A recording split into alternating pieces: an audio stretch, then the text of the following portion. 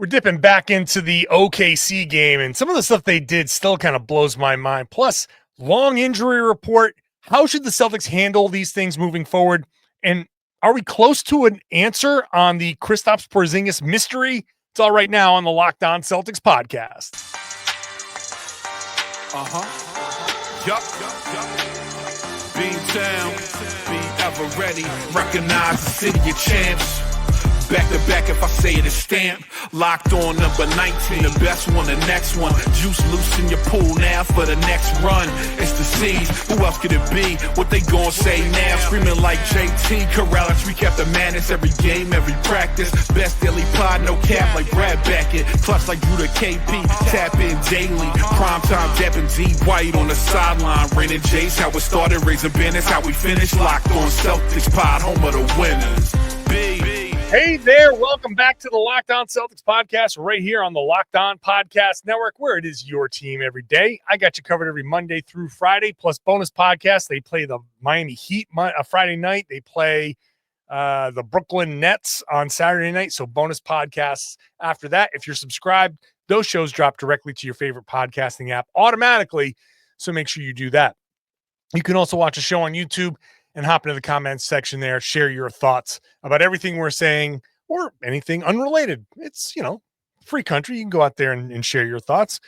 I'm John Karalis. I have been covering the Celtics for about 20 years now, doing it as a beat writer for Boston Sports Journal. And today's show is brought to you by FanDuel. New customers can get $200 in bonus bets when your first $5 bet wins. So go to FanDuel.com. Today, later on, we'll get into the Porzingis medical mystery that we hope might be answered soon and get into more of these Celtics injuries. But we want to start with just final thoughts on that loss to OKC. And we're going to do that by bringing in our buddy Tom Westerholm. What's going on, Tom? How much, man? How you doing? Oh, I'm great. I'm here to try to do my best Jeff Teague impression. That's what I'm. You are obsessed with Jeff Teague and his podcast. I really enjoy it. And recently there was a tweet that was like, who's the best storyteller or something, and then like Jeff Teague popped up. So there were just like endless clips of it floating around social media, which was wonderful. I love Jeff Teague's podcast. Very funny. Well, free promotion for an unrelated podcast. Sorry, my bad. So that's all right. People put it in the rotation as well as make it your fourth or fifth lesson or something. Yeah, that's right. Your fifth lesson every day. So the Celtics OKC game still very fresh in my mind because I don't know about you. This was the first game this season where I looked at the other team and I went, "Oh, okay, this is a problem. This is a problem." More so than Cleveland, with all due respect to the season that they're having. When I look at the Cavs, I still go, the Celtics have this. Yeah. This was the first game where I'm like, wow, they just walked into Boston, handled theed business, handled the Celtics, and walked out. And just they owned that game in a way no other team has owned that game. And I come out of that going, oh, okay, interesting. What was your takeaway? Yeah, they walked in, they handled their business, they walked out with a win, and behind them, they left Shai Gilgeous-Alexander's logo on a bunch of Boston buildings, which slick, man. Pretty cool. Like, listen, I mean, you like if you're a Celtics fan, be mad about it. Absolutely be mad about it. Because But they came in and tagged your building, man. They did that thing. That was pretty good. Projected the logo. I mean, it was a projection. They didn't do anything, but like, still a projection of the logo on the TD Garden, on the Converse building, which no longer. Well, that's Converse. He's a Converse guy, right? He's a Converse guy, yeah. And on the Prudential Center. So it's like they brought it out there. They took the pictures. They distributed the pictures. It was all over social media. And you're like, damn, that's now. I will say it's gutsy because the last time somebody did something like that, and I kind of mocked Celtics fans for getting so mad at Kyrie for stomping on the logo, and then Kyrie lost like 14 games in a row against the Celtics or whatever crazy number it was. So you know what? Good, a little bit of fire. Good, play with fire. Let's get some juice here, man. Let's make this a thing. No, absolutely. Absolutely. Because here's the thing, right? Those two teams we just watched, in my opinion, the two best teams in the NBA play each other Yes. 100%. comfortably, right? And and that's no disrespect to Cleveland, because I do think that Cleveland can make it to the finals. I think that Cleveland could theoretically beat the Celtics in a series, all that stuff. I think that's all true. But I think very strongly that was the two best teams in the NBA. I think we say comfortably, there's two tiers. There's Boston, OKC. I think Cleveland is actually a tier below. Still, I don't know if I agree with that. I think Cleveland's in that tier, but I do think that Boston and OKC are above them in it's a Venn diagram. Overlapping. Yeah. So a half tier below, a quarter tier below. But anyway, I interrupted. So no. So, but then I think the other thing about that, right, that's so unbelievably compelling is that those two teams can match each other in so many different ways, right? Like but like the Celtics don't really have somebody they can just killer whale to death. That's the number one thing for me with the Thunder. Yeah. Like, to really get into their killer whale bag, they have to drag the bigs out. There's no guard, there's no wing, there's nobody on the perimeter who you're just like, man, target that guy. Nope. That Thunder team is rock solid. They got tough players up and down the lineup. Jaylen Williams didn't even play. I really like that Thunder team. And on the other side, right, you had Tatum just going shot for shot, assist for assist, bar for bar with SGA, right? Like these two guys just going at each other. I mean, unbelievably compelling game from every perspective that way. I think, you talk about two teams that can really go at each other and are going to be able to go at each other for, the rest of this season. Hopefully, the Celtics can maintain enough of, whatever happens next year to still be, in that tier. But I think the thing that's really fun about that too is that it is two face of the league type guys, two genuine MVP candidate type guys going at each other and coming out pretty much in a dead heat, right? Tatum, I think, had 33, SGA had 32. Tatum had or something like that. Whatever it was, the stats were really, really close. SGA had 34. 34. Okay. Tatum, I think, had an extra assist or something like that. The numbers. So Tatum, 33 points, 8 assists, 8 rebounds, and SGA, 34 points, 7 assists, 5 rebounds. They both shot 52%. I mean, just chef's kiss, right? Yeah. You want a showdown between two super duper stars. It's exactly what you want. Yeah. Perfection. So I mean, I'm right there with you though. I think great game. Two teams that genuinely, if you ask me to pick a finals between them, I have no idea. OKC looked really good in the first 2 games that they played against Boston. The Celtics have playoff experience that really actually does matter quite a lot. I mean, look at 2022 for evidence of how much it matters for you to have won a championship before, even if the other team probably might be a little bit better than you. That championship experience matters so much by the time you get to that point. Awesome game. Awesome matchup.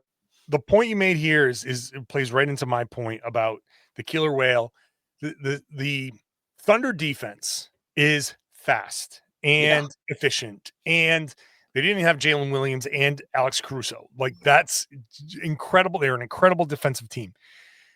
What they do is they recover quickly. The Celtics were still able to create advantages. The advantages are fleeting against the Thunder. They last half as long, a third as long, a fraction as long against the Thunder, which puts pressure on the Celtics defense, because if you are going to hunt something, you have to, when we talk about 0.5 basketball, that theory of you have a half second to decide, shoot, pass, dribble, it might literally be half a second against this OKC defense. You turn the corner, I think about the blown alley-oop to Luke Cornett that Lou Dort blew up. Dort was covering Tatum, and this was in the first half, I believe. Yeah. Dort was covering Tatum. Tatum turns the corner a little bit. Dort hands Tatum off and then goes to Luke and understands what's happening in a blink. Tatum is a half second late, but it never matters. I think Tatum turns the corner and says, Do I have an advantage? No. Okay, lob. He now has to, against OKC, it just has to be like, nope, lob. Either you're going all the way You've already or decided. you're making that decision. You cannot have that extra split second because Dort got back and blew this up. The Thunder play just connected, hard, great discipline. It is incredible. They are incredible to watch. This is my first time watching them in person. It seals everything that you see watching them on TV. When you watch it in person, you're like, God, man, it's just incredible. It's like watching a great musical act in concert, and you're just like, man, I really appreciate how they do this live. It's incredible. So look, in the Celtics, no Porzingis, and that matters. Might as well say they had no Jaylen Brown. That matters. Right. But these two teams are the elite. OKC. Now again, matchups might be an issue, and who knows what injuries happen, and maybe OKC doesn't even make it out of the West. Right. But I would be surprised if they don't. This very well could be the finals. I think if they don't, it really says something about what Jokic. My guess is that means that Jokic did some stuff in the playoffs. Yeah. Like, oh, okay. Yeah. All right, big guy. Like, fair enough. Like, you like SGA wins the MVP, and then Jokic goes into a series and goes, okay, I guess I got to show him.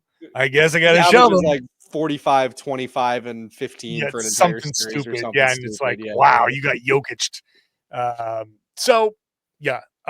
That's my big takeaways coming out of it is like, whew, man, those guys play hard and so connected, disciplined, and all of that stuff. Yeah.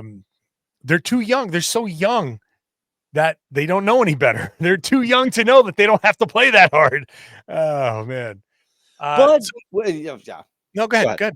No, but you at that age, I think you do. I honestly think that's one of the big learning curves is that like you have to play that hard in the NBA, and like eventually you get to the point where playing that hard is normal for you. So playing that hard looks easier. I honestly think that like sometimes so for them, I do think they have to play that hard. And that's what makes them so great is that they are playing at that level at this age. That's not normal. That's really hard to do. And I think they're getting there. So like, I don't know. I think they're getting, in a lot of ways, right? The Celtics did the same thing where Jaylen and Jayson had to learn very quickly, like, man, if I want to get on the floor in the playoffs, I got to raise my level up super high. They did. And that's why before Tatum even hits his prime, he's got a championship. He's got all these all NBA teams. Jaylen has a finals MVP at this age. Like, I think that OKC is just hitting that point at an early point too.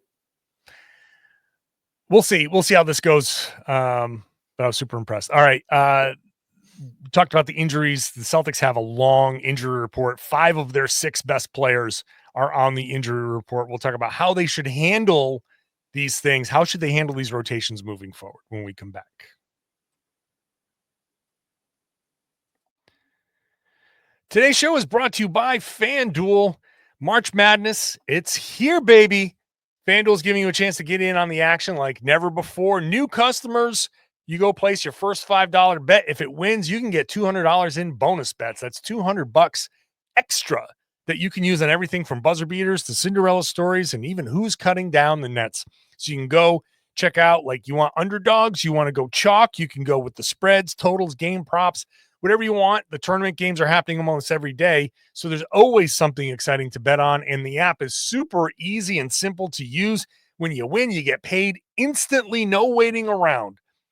Make sure you're using the tools that are available there at FanDuel. Once you sign up, once you sign in, they will be there. They say, hey, set your limit, set your budget.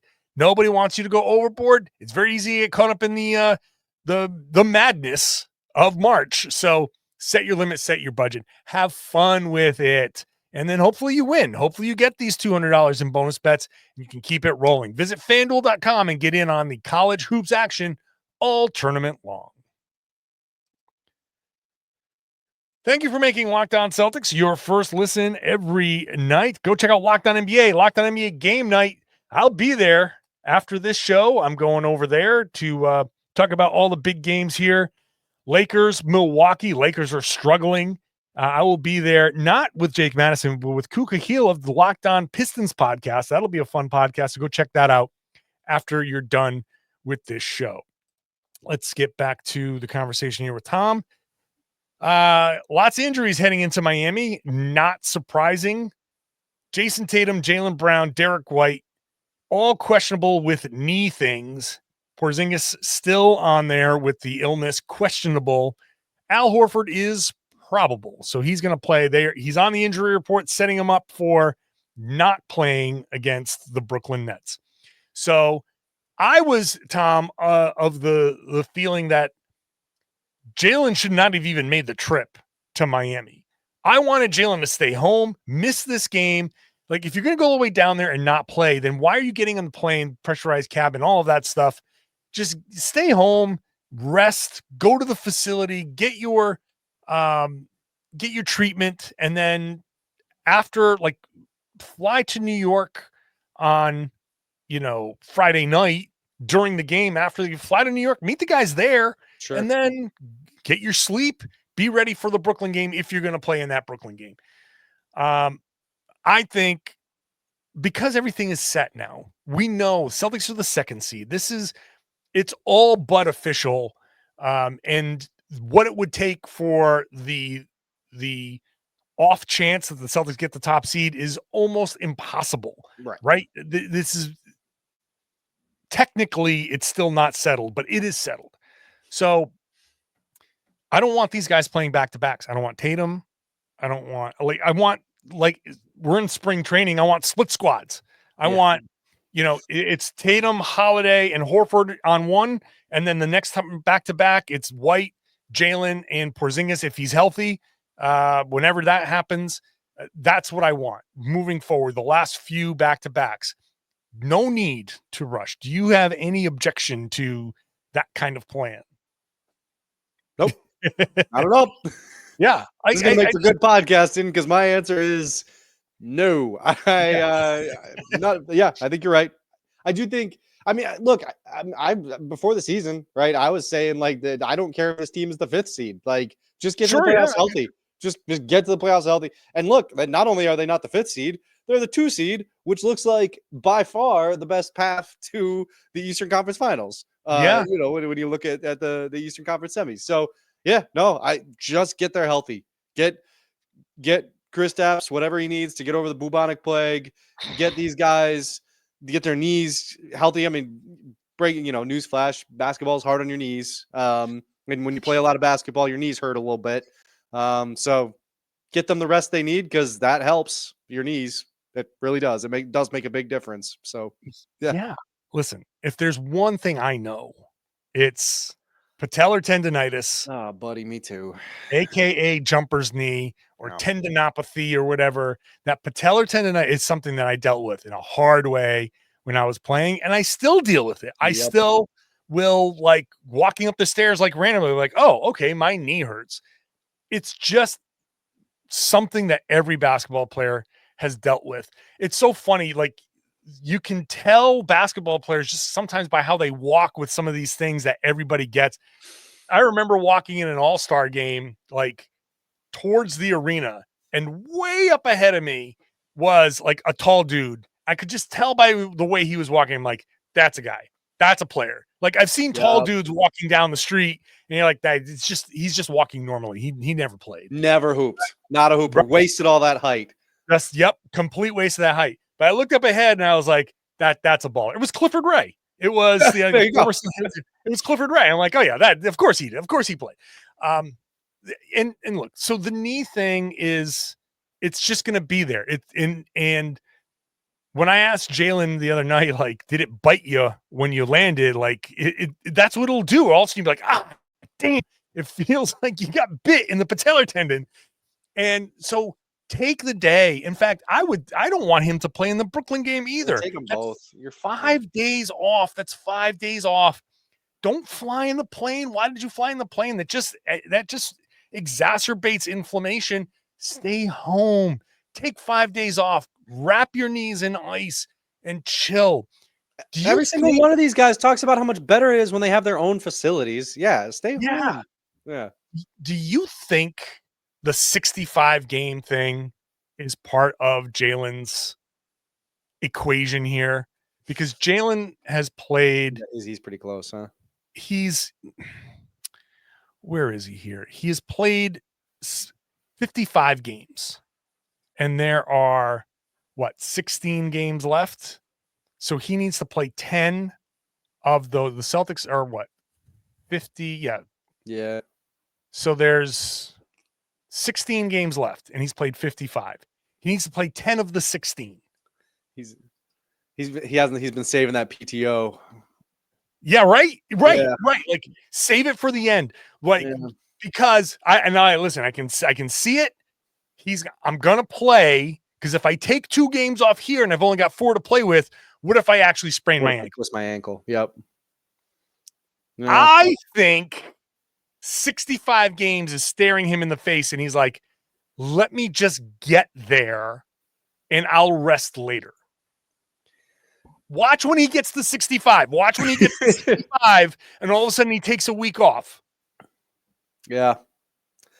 It's a good theory. I mean, I think it's a good theory. I hope that's not the case, because honestly, like, you should take the time off when you need the time off. Like, but Yeah. I get it. That's one of the problems with the 65 game thing is like it, if you're up against it, you might, Yeah. And there are guys who have missed it, and there's, the potential for there's potential for, all NBA spots. You got a few guys who would, there are a few guys who would have made it ahead of him that aren't going to make it now because of the 65 game thing. Absolutely. Listen, because it exists and because legacies matter, Hall of Fame potential, I've talked about Jaylen Brown as a potential Hall of Famer. I still think he's stamped, but yeah, for sure. He might be, but you want to be sure, right? Yeah, absolutely. One All NBA, you're like, okay, but a couple of All NBA, you get like 2, 3, 4 All NBAs, 2 All NBAs and a Finals MVP and 5+ All-Star appearances. Sure. That you're good. You're good. Especially if you win a couple of you win another championship this year, you're in. Then you're probably in. You're probably in. But you don't want to chance it. You don't want to be messing around with it. And 27 years old, this is the time. You pile them up now and you look at the landscape and you're like, all of these other guys are out there. They exist. I might not make it, breaking into the top 15 is tough. And to say you're the 18th, let's say, best player in the NBA means you're one of the absolute elite best players in the world, but you're still not making All NBA. Mm-hmm. And that's what people are going to start looking at in your post-career resume. So I do not doubt the 65 game thing is part of Jaylen's calculus. And that's why he should sit out Miami, and maybe he will. And the deal is, okay, if you sit Miami, you get to play in Brooklyn. We want to sit you both, but you get to play in this game, and that's it. Maybe he plays Miami, and then he skips Brooklyn, and he stays in Miami, goes and sits on the beach, and just get some grounding in. Get some of the Earth's ions up and into your knees. That too. There you go. All right. Kristaps Porzingis, still a mystery. Sham Charania talked about that. We'll get to what Sham said about KP when we come back. Today's show is brought to you by Monarch Money. Have you ever checked your bank account and said, where'd all my money go?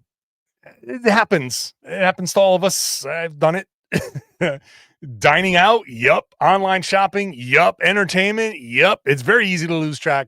That's where Monarch Money comes in. It's your personal CFO, giving you full visibility and control over your finances. It's not just a budgeting app. It's a complete financial command center. You can track all of your accounts, investments, spending in one place so you can stop managing your money and start building wealth. When you start using Monarch, you can realize exactly how much you're spending on things like food delivery and dining out, and you can budget smarter and save more. Instead of juggling multiple apps, you can use Monarch to check your finances, track your spending, even plan long-term goals. Managing money with your partner is also smoother than ever. You can track shared and personal accounts, set goals, and stay on the same page without the stress. Take control of your finances with Monarch Money. Use the code LOCKEDONNBA at monarchmoney.com for 50% off your first year. That's monarchmoney.com, code LOCKEDONNBA for half off your first year.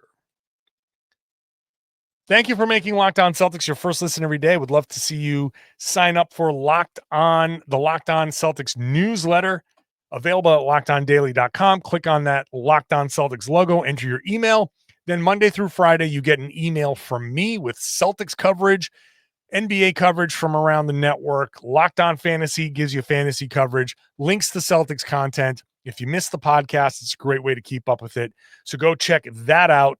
LockedOnDaily.com. Enter your email after clicking on that Celtics logo and join in. Get that newsletter. All right, Tom. Shams Charania was on NBA Today and addressed the Kristaps Porzingis illness, where he said the Celtics are taking Porzingis' illness day by day. They don't quite know when he'll return. They don't quite know what led to this viral illness. They are still trying to get to the bottom of what this is. I'm told they hope to have some medical answers in these next couple of days. I mean, we've speculated about pneumonia and all this other stuff. You can usually diagnose pneumonia though, like that. It's pretty easy to diagnose that, I think. Yeah. So it's not that. It is something, and I don't know, like long COVID. Like I don't know. I don't know, man. It's something bizarre. It is bizarre that he's had something, and it's still at this point 2 weeks later. And he played that one game. He sucked in that game that he played. And then he was like, he said afterwards, like he was feeling it. And then they shut him down for a while, but he's been around. He walked into the locker room last night. He was around the team. And so I don't know. Hopefully these answers in these next couple of days, which tells me that he's probably not going to play in at least Miami, but yeah. You list them as questionable in case he wakes up and all of a sudden he feels like, on top of the world. Yeah, no, absolutely. Dude, this is insane, right? Because it is the year of our Lord 2025. Like, how in 2025 can you not diagnose with all the medical doctors and all the medical staff that the Celtics have? How can you not diagnose an illness, like especially one that clearly isn't like, I mean, he's not, like you said, he's been around. Yeah. He's not, like in the hospital or something. Like he's sick and you can't figure it out. He's a professional athlete, baffling, who gets the highest end medical treatment in one of the highest end medical cities. Boston is one of the hubs of American healthcare, with multiple highly acclaimed hospitals, multiple universities that produce some of the best doctors we've ever seen. And somehow Kristaps Porzingis, who's insanely rich, playing for the Boston Celtics, a legacy NBA team with all the resources in the world, you cannot figure out what this viral illness is. You can't? That is nuts. So I'm hoping that in these next day or so, like, you can figure it out. Yeah, the Celtics are hoping too. You're not the only one. Like that's the whole point of Shams' tweet, right? Like, the Celtics hope to have answers in the next couple of days. Yeah, I bet they do. Like, look, as much as I said, we need to, the Celtics need to handle these other guys. Maybe I don't want to say kid gloves, but they need to give them the appropriate rest as they start to head into the playoffs. Porzingis is in a different boat. He needs to ramp up, man. Yeah. We're running out of time. Where the Celtics are, the season ends in a month. Let me see here. We've got the final game of this. Less probably, right? Final game of the season is April 13th. We're recording this on March 13th. March 13th. Yeah. So there we are. Less when you're hearing this. That's so they're running out of time to ramp him up. And all of this time, like he had just gotten back. The running joke for his return from the ankle thing was, what percentage are you? I'm 91.2 and now I'm 95.1. Now you're like not anywhere close because you haven't been able to run. You haven't been able to really, like, you can shoot a little bit, I guess, but you're not doing anything at game speed. They need to get him back out there and start getting him back into game shape. And I don't know how long that's going to take. He's going to have to play a lot. And the more you have to like shorten the process of ramping up, the more likely something else is going to happen. So you have to be super, super careful with him now. They're getting into a little tough spot with Porzingis. Yeah. I mean, the only good news, right, in that regard is your first round opponent, presumably you won't need Porzingis to beat them, or like you won't need him at like full strength. So like you can add that to the ramp up time, probably, assuming he's back, right? Like, I mean, if he comes back in the next, say he's back in the next 2 weeks, right? Then you're looking at, you got about 2 weeks of regular season to start ramping him up. And then you do have the first round to get him ready to play against presumably the Knicks. So that's nice, at least. But yeah, no, absolutely. It's starting to get awkward at the very least. Yeah. Yeah. Look, the way this is ramped, the way this is setting up is you want him back in time for Cleveland and OKC, let's just say, the finals. Yeah. If the net effect of this is it's a slow process, the first round he, plays just normal regular season type of minutes, and it's minutes restriction-y, and you play a little more Luke, that's fine. If it's against the Hawks or Miami or whatever, like that's fine. Yeah.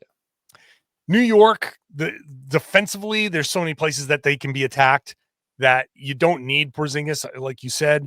Be nice, and they'll have him, like they can start him, and or they can bring him off the bench like they did last playoff run. It's going double big against Cleveland and giving an element that they haven't had here against OKC, a fully healthy, functional Kristaps Porzingis, banging away, picking pop threes, protecting the rim. You don't have to be as handsy with Shai Gilgeous-Alexander. You can kind of pass him off to Porzingis. Yeah, for sure. And you got a guy who can play vertical at the rim and challenge, and that protects your perimeter defenders. So at this point, that's the goal. It's just whatever they need to do to get him ready for those two series. 14 games at the most. Fully healthy, ready to go. 14 games. Can you get 14 games out of him? Which is nuts to say this, but that's all you need. 14 good games from Kristaps Porzingis. If you can get to those conference finals, then that should be enough to win another championship. But I still think that process has to start relatively soon. Back-to-back Miami and Brooklyn this week. Then they get 2 days off, Brooklyn at home, 2 days off, West Coast trip. Can you get him going at least by the West Coast trip? That's 3 more games a week from now. He can miss 3 more games. Can he be ready a week from now? That would be ideal at this point. Yeah, for sure.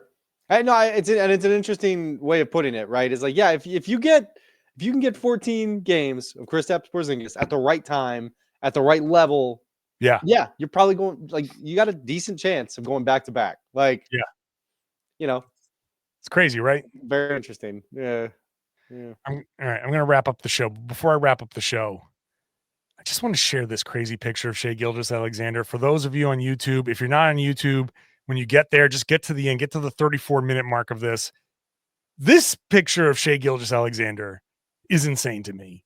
It looks like somebody took one of the like a blower, like a power washer type thing on his face, and it's blue. It's like blowing his face off. It's like a cartoon when you're you want to express that you're going super fast. This is like the scariest picture I've ever seen of somebody. Oh yeah, it looks like Shai Gilgeous-Alexander put his head out the window of a very fast moving car. That's right. Yeah. Or he's extraordinarily frightened about something that he just saw in the front row. He just saw the most disgusting thing happen in the front row. Yeah. That's wild. Okay. That's a good one. I've seen that picture a few times. I'm like, oh my God, this is horrifying. It's like AI generated. It's like bad AI generated. Like, give me a picture of an intense Shai Gilgeous-Alexander. Okay. Boom. Oh, no, you didn't get that right at all. Why did you make it? Why did you make his mouth so like that? And why did you give him 8 fingers on both hands? This is not good. Please run that back. All right. And on that note, we're going to wrap up the show. Tom Westerholm, thank you so much. Appreciate you, man. All right. I appreciate Tom. I appreciate all of you too for being here Monday through Friday. Again, bonus podcast. The Celtics play Miami. Whoever plays for the Celtics, I'll still write and talk about it. So you can read my stuff on Boston Sports Journal. You can see, I'll do the bonus podcast Saturday night after the Brooklyn game, which starts at 6, which is another weird thing. 7 p.m. start in Brooklyn, 7 p.m. start in Miami, travel to Brooklyn the next day for a 6 p.m. start. Ugh, gross. So hopefully this works out well for Boston. I'll be here for you with bonus podcasts. You can watch the show on YouTube, get onto the YouTube page. You can see that horrifying picture of Shai Gilgeous-Alexander, which, I mean, hilarious. And then I would love it if you share your thoughts in the comments section and then shared the podcast and told your friends that they should be listening to and watching the Locked On Celtics podcast here on the Locked On Podcast Network. It's your team every day.